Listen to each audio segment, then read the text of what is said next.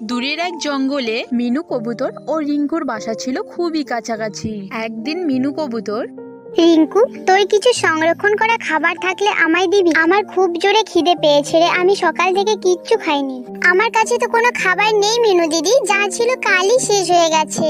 আর বুঝতেই তো পারছো বনের হালচাল, এখন কোথাও একদানা খাদ্য পর্যন্ত পাওয়া যাচ্ছে না। বনে এখন যদি কারো খাবার থাকে তা হলো জমিদার বাবুর বাড়িতে, কারণ এই মহামারীতে আর কারো ঘরে খাবার থাকবে বলে আমার তো মনে হয় না। যদি সেখানে যেতে চাও তো বলো, জমিদার বাবুর বউ খুবই ভালো পাখি। তুই ঠিকই বলেছিস রিঙ্কু, চল আমরা সেখানে যাই। খিদের জ্বালা যে আর সইতে পারছি না।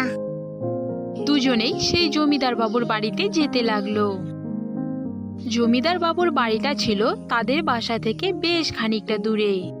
অনেকটা পথ অতিক্রম করে তারা সেই বাড়িতে পৌঁছয়। এই যে মিনু দিদি, এইটাই জমিদারের বাড়ি, চলো যাই। আমি এর আগেও এসেছিলাম। রিঙ্কু বোনটি আমার একটু একা জানারে, ওরা আমাকে দেখতে পেলে অনেক মারবে রে, কারণ ওদের খাবার আমি অনেকবার চুরি করে খেয়েছি। তুই একটু কষ্ট করে একা যাবন, আমার খুবই খিদে পেয়েছে। আরে চলো মিনু দিদি, কিচ্ছু করবে না, উনি খুবই ভালো পাখি। না রে বোন, আমার খুবই ভয় করছে, কারণ একবার দুবার না, আমি অনেকবার তাদের খাবার চুরি করে নিয়ে গেছি।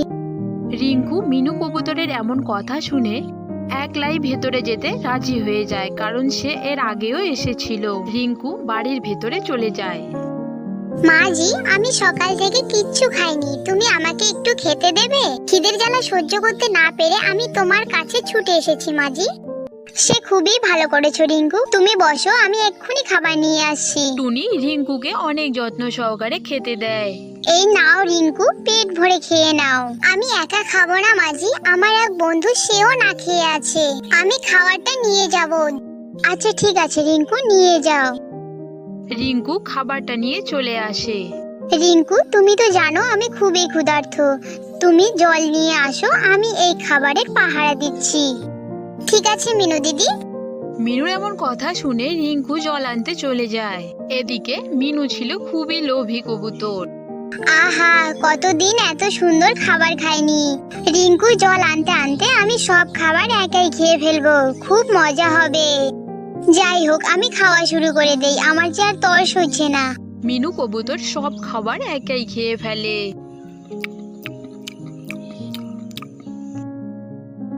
আহা, কি সুন্দর খাবার, আমার পেটটা পুরো ভরে গেল। যাই এবার কেটে পড়ি। মিনু কবুতর সব খাবার একাই খেয়ে ফেলে সেখান থেকে চলে যায়। একটু পরে রিঙ্কু জল এনে সেখানে দেখে যে সব খাবার খেয়ে চলে গেছে। তার মনটা ভীষণই খারাপ হয়ে যায়। তুমি এটা কি করে করলে মিনু দিদি, আমি তোমার জন্য কতই না কষ্ট করলাম। রিঙ্কু আবার সেই জমিদারের বাড়িতে চলে যায়। সেখানে গিয়ে রিঙ্কু মিনুর ব্যাপারে সব কথা খুলে বলে। ঠিক আছে রিঙ্কু, তুই কোনো চিন্তা করিস না, তুই কালকে ওকে আমাদের বাড়িতে নিয়ে আসবি, কেমন? যা করার আমি করব। ও আগেও আমাদের অনেক খাবার চুরি করে খেয়েছে, এবার এর একটা হেনস্থা করেই ছাড়বো। ঠিক আছে মাজি, আমি কালকে ওকে নিয়ে আসবো। রিঙ্কু এমন কথা বলে তার বাড়িতে সে চলে যায়। বাড়িতে গিয়ে রাত্রিবেলা, কিছু মনে করিস না রিঙ্কু, আমি খুব অন্যায় করে ফেলেছি তোকে খাবার না দিয়ে। ঠিক আছে মিনু দিদি, কোনো ব্যাপার না, তবে জমিদার বাবুর বউ আবার কালকে তোমাকে যেতে বলেছে, কাল আবার একসাথে যাব, কেমন? এমন কথা বলে দুজনে ঘুমিয়ে পড়ে। সেদিনের রাতটা কেটে যায়। অনেক সকালে উঠে মিনু কবুতর, কিরে রিঙ্কু, ওঠ, বেলা হয়ে গেছে। হ্যাঁ মিনু দিদি, চলো। পরের দিন আবার দুজনেই সেই জমিদার বাবুর বাড়িতে যায়। তাদের দেখে টুনি বলতে থাকে, আরে আসো আসো, আমি তোমাদেরই অপেক্ষা করছিলাম, এত দেরি কেন করলে বলো তো?